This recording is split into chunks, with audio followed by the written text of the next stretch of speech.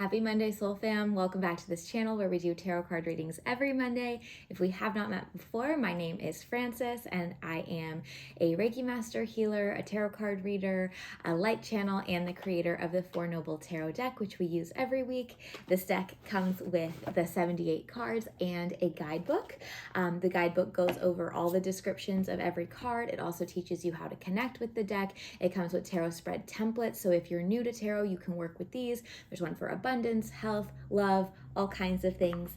And with the purchase of the Four Noble Tarot deck, you also get access to my Intro to Tarot course. This teaches you how to read tarot cards intuitively, just like we do here. So again, if you are interested in purchasing this deck, it would be such an honor to share it with you. The link to do so is in the description box. Before we get further into this video, if you're not already subscribed, please go ahead and click that subscribe button. I'm really hoping to continue growing this community here on YouTube.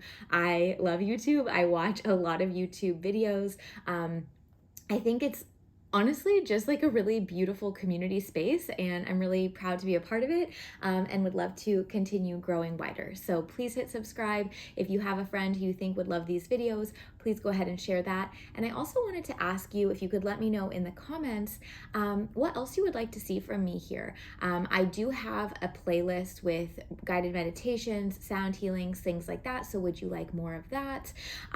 Would you like, lessons? Would you like teachings? Would you like story times? Would you like to just stick with tarot? Let me know what you like to watch on YouTube and or what you would like to see from me. And yeah, even if it's like BTS stuff, behind the scenes stuff, I have no idea. I'm curious what you're interested in. But regardless, we will be here every Monday for our tarot card readings. So if nothing else, please subscribe, follow along for that. And if you get something from this video, please hit that thumbs up. Okay, let's dive into our reading. Working in the light and the highest for everyone here's greatest good and deepest understanding at this time. Keeping my energy on, cleansed and protected. And theirs as well. Welcoming in my spiritual team.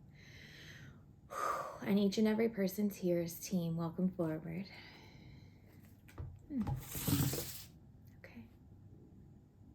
What do we need to know this week? I'll share an image that came through in just a minute here.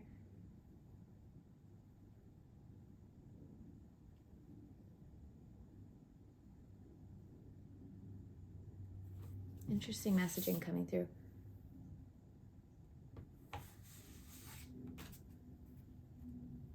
Okay, a single card and two cards, and then this one, as I open my eyes, snuck out. So we're gonna pull that one as well. No, it wants to stay there. Okay, so single card, two cards. Before we dive in, I wanna share the imagery that was coming through. This is how Spirit talks through my channel, my clairvoyance, to be able to share these messages with you. First thing they were showing me was like a lot of sticks. Then they were showing me a porcupine, and then they were showing me a dragon. The way that this is coming through this week, and it's very interesting. I'm curious to see what these cards are and or how this applies to you. But it's kind of like stay in your peace unless provoked and do what you need to do in order to protect yourself. I know that doesn't sound like very exciting, but it's kind of going back to even what they said last week, like protect your peace. But maybe this week, I don't love the word aggressive, but maybe being more steadfast and or aggressive if you need to be, not physically or verbally, right? But like in your approach in order to protect yourself, stay in your peace, keep your boundaries up, only do things that feel right to you, only make decisions in your own time, and not let, it's kind of like, right, the porcupine, it only shoots off its quill when it feels attacked. A dragon, if we go to like, kind of lore and like Disney movies, they're actually quite gentle. They are only aggressive when they are attacked. Sticks, they're not weapons, but if we need them to be, they can be. All of these images coming through as like they are innately peaceful. However, when attacked, they will fight for their own safety, their own peace.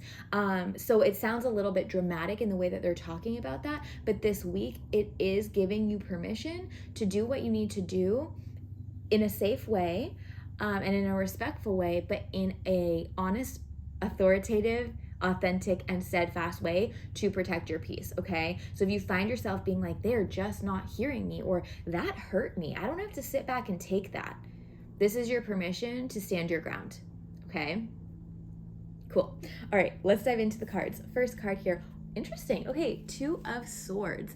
Two of Swords. This is the card of decision making. So I'm not sure if this is going back to kind of what they were just saying, where it's like almost this push-pull energy between being in my peace and like feeling like I have to fight. That could be one side of it, but the other side of this is like you might literally be in decision making this week. This could be little decisions from like, what do I have to make for dinner? What do I want to do?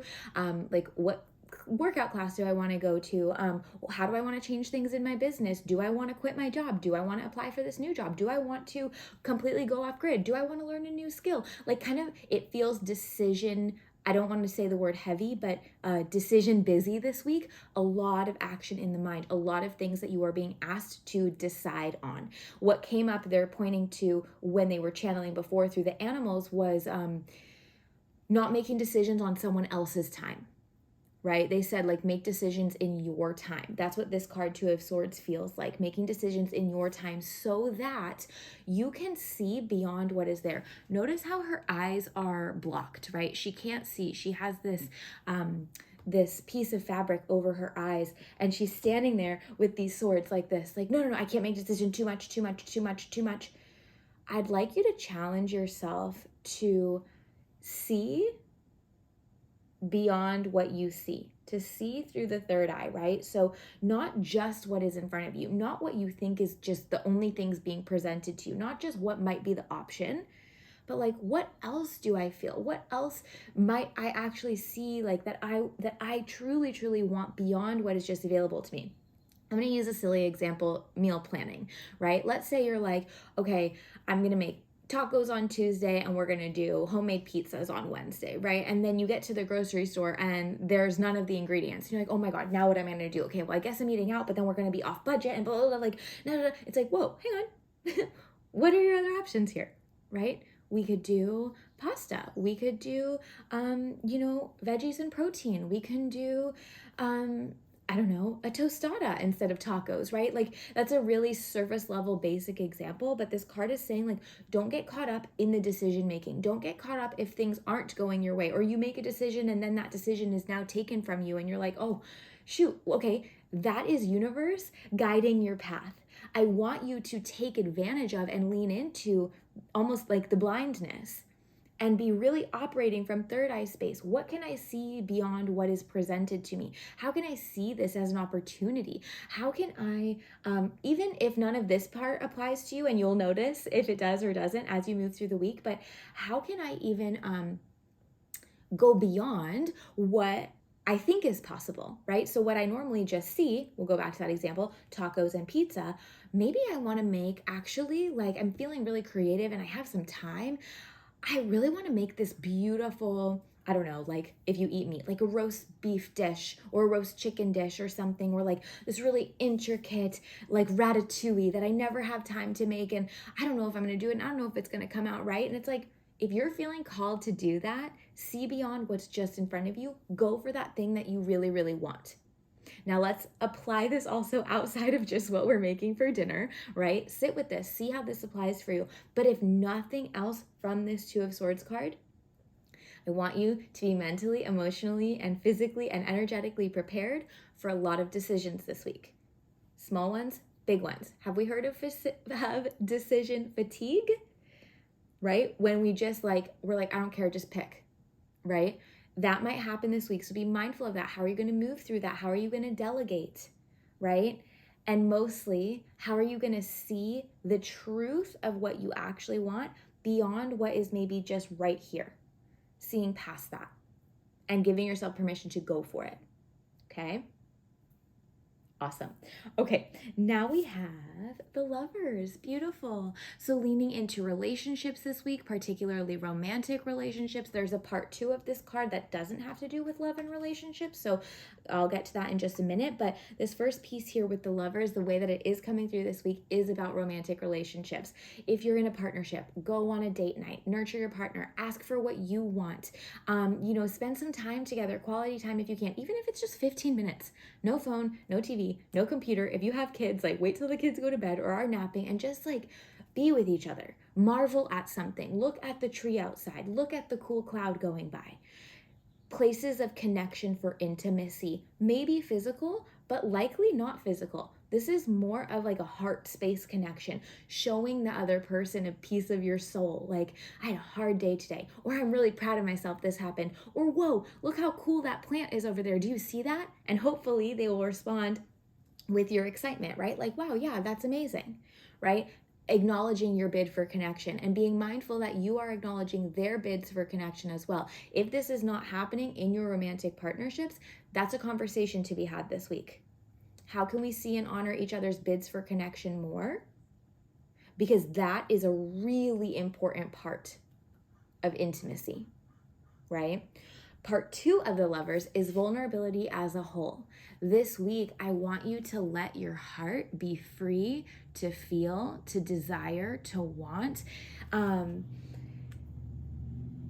Self-love, honoring yourself, honoring your own needs, and being really honest with what is actually coming up from the heart space. Not trying to make it something else, not making excuses if it's not the way that you want it to be. Self-care, self-dedication, vulnerability, honesty. And then if you are in a romantic partnership, or if you're seeking a romantic partnership, nurturing that. Maybe go on a date. Maybe join the app. Maybe ask your friend if they know anyone who you think would be a good fit for you, right? Let the heart, I love this. They're saying, let the heart breathe this week. There's been so much closedness. I can't. No. This week, let the heart breathe. And if nothing else, it's just honest, authentic expression of self. Okay?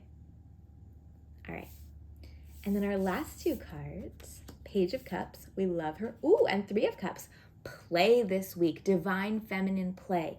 So, sorry, there, I got it. There was a hair that was tickling me. Okay. Page of Cups, 3 of Cups, divine feminine play, divine feminine joy. This could be like, again, they keep kind of going back to cooking this week, working with your hands. So cooking, baking, gardening, crafts, cleaning even, like if that brings you joy, right? Like getting into the nitty gritty, closet clean out, and outward play. Going for drinks or mocktails with friends, going to a concert, like going to a movie, having a spa day, something that's really joyful and fills up your cup. Now, what's really cool about this card, first we have Page of Cups. This is the card of do what lights you up. This group gets Page of Cups a lot. I want to point that out. Page of Cups, this is truly the card of do what lights you up, and opportunity is going to pop out of nowhere, right? If you look closely, hopefully I can get close enough here, there's a little fish in the cup. That cup, that fish represents opportunity out of nowhere. The only way you're going to do it is if you're doing what lights you up from a place of joy and celebration and confidence and fun. Okay? Bonus points if you can share that with other people. Now, that doesn't mean you have to. If you would prefer to do something on your own, great. I love doing stuff by myself, so this might not apply to me, the 3 of Cups card, in terms of like, do it with a girlfriend, right? But even if I do the experience on my own or do the thing or whatever it is on my own, I want to lean into female friendship or partnership at some point. So this could be me connecting with goddess energy. This could be me calling a friend afterwards to explain my or share my excitement from the experience. This 3 of Cups card is the energy of a girls' weekend. It's fun, it's playful, it's light, it's luxurious, it's carefree, there's laughter, there's dancing, like it's very sacred feminine. So again, this week, focusing on how you can lean into your divine feminine, regardless of gender. This is about the nurturer. This is about the carer. This is about the joy bearer, the light bearer. And again, this is not new guidance for this group, which, remember, just because we get repeat guidance doesn't always mean we're not doing it. For some of us, maybe we're not doing it. Maybe we're not, taking into account what our teams are asking of us. So if that is you, it's okay, but we start this week, right? Those of you who are doing it, we keep doing it. It's serving you. You might not know how or why yet, but it's serving you. We keep going. This is a practice. Learning to live in joy from an open heart, from a place of confidence and connection. That's hard. I don't know why. I don't know why society has made us these tiny little drones. Well, I do know why, but we won't get into that. But that just do what we're told. That's not how humans were designed. The new earth, this waking up, is living from a place of joy, alignment, and feeling lit up. Because when we're lit up, we are open. The heart can breathe. We can honor our feelings. We can honor our desires. We have the ability to see really clearly in decisions instead of getting caught up by them. We can celebrate with other people. We can care for ourselves and those around us. And then opportunity comes out of nowhere, seemingly. Where does it come from? Universe, spirit. It's not from nowhere. But when we're trying to control all the things, there's no space for that to come through. But when we're open and just following what lights us up, that is universe's way of telling us we're on the right path. That's when they can come in. Okay? So again, not new guidance for this group, but a reminder and something to focus on this week. So how are you going to implement this? I want you focusing again, what feels good? Feelings. What makes you have an emotion of joy? Joy, playfulness, laughter, connection. If you want to do that with a group of girlfriends, great. If you want to do it on your own, find some way to connect to the feminine. That can, again, be connecting with goddesses, ascended masters, earth energy, Gaia, or calling a friend or a family member or someone to like share your experience with afterwards. Okay? That piece is important because in you talking about it or connecting around it, you're kind of solidifying the experience into reality. It's not just something that you like kind of did and it's like, okay, they're saying like placing roots in the experience into reality. Okay. Cool. Oh, I'm excited. I'm excited for this week. I'm excited to experience all of this myself. Key takeaways, key action steps. With Two of Swords, decision fatigue is real, likely a lot of decisions this week. Try to see beyond what is there, operate from the third eye space, not getting overwhelmed with what's happening in the head. What you know is the right choice. Sometimes there is no choice. Sometimes the choice is to not make a choice yet. So listen for that. The Lovers, vulnerability, connection with partnerships. Romantic partnerships. If you are not in one and you are seeking one, you might like to start thinking about dating if you feel ready for that. If you don't feel ready for that, why not? Do you need to nurture that wound? Do we need to get support? Maybe from a therapist, heal past trauma. What is it, right? Checking in there. Honesty from the heart. And then finally, do what lights you up. Celebrate that, connect with that with other women, specifically women in this case, if possible. Again, Three of Cups is really that divine feminine card. So that piece is important. And then making sure that you are not holding too tightly onto the plan. If it lights you up, if it brings you joy, you're allowing that heart space to breathe, as they said with the Lovers. You're walking that path of confidence. Even if it feels scary, walk with confidence, feel the fear and do it anyways, because that is when you open and universe can come in. All right. Beautiful, beautiful, beautiful. Thank you for being here. If you feel called to donate to what I call the Love Jar, I will leave my PayPal donation link in the description box below. This helps me to show up with energy for you every week. So thank you, thank you, thank you, thank you for that donation. I am so, so grateful for it. And I see your name. I send you love and light. Big, big virtual hugs. Hopefully one day we'll be able to hug in person somewhere soon. But thank you for that. Again, if you got something from this video, hit the thumbs up. Don't forget to subscribe if you haven't already. What else? If you ever want to work in a one-on-one setting with me, my link to do that is in the description box below as well. I work in a virtual setting, so be that Reiki or tarot, wherever you are in the globe, I would love to connect with you. And in the meantime, I'm sending you so much love and light. Have an amazing week, a joy-filled week, a heartfelt week, heart-led week, and I will see you again next Monday.